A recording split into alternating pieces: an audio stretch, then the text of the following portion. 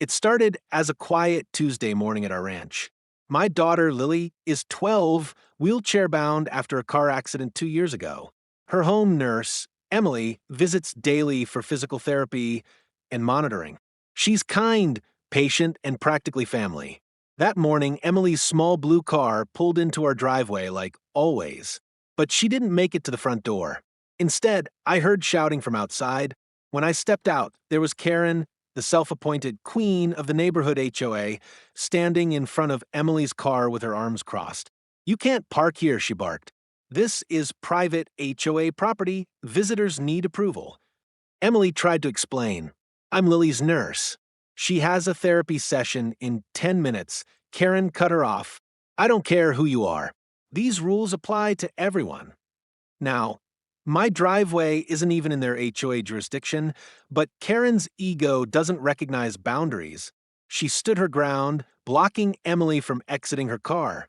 By the time I reached them, Emily was in tears, holding Lily's medication cooler.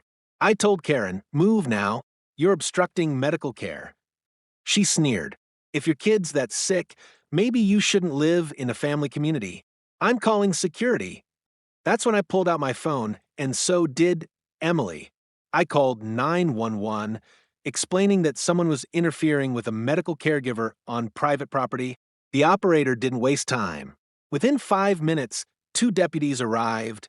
They immediately recognized Karen. Apparently, she's a frequent caller. "Ma'am," one deputy said, "you're being warned for obstruction of medical services. Move aside now." Karen actually refused. "She's not going anywhere until she registers with the HOA. The deputy side looked at me and said, "Sir, we'll handle this."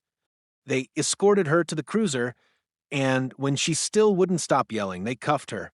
Charges: obstruction of medical assistance and harassment. Emily finally got inside and tended to Lily, who'd been watching through the window, frightened. I knelt beside her and said, "You're safe, sweetheart. Karen won't bother us again." Later that day, the sheriff himself called to apologize. Turns out, Karen had pulled stunts like this before. But this time, she messed with the wrong family. Now, the HOA is facing an internal audit, and Karen's banned from entering my property. Sometimes karma doesn't whisper. It shows up with handcuffs and flashing lights.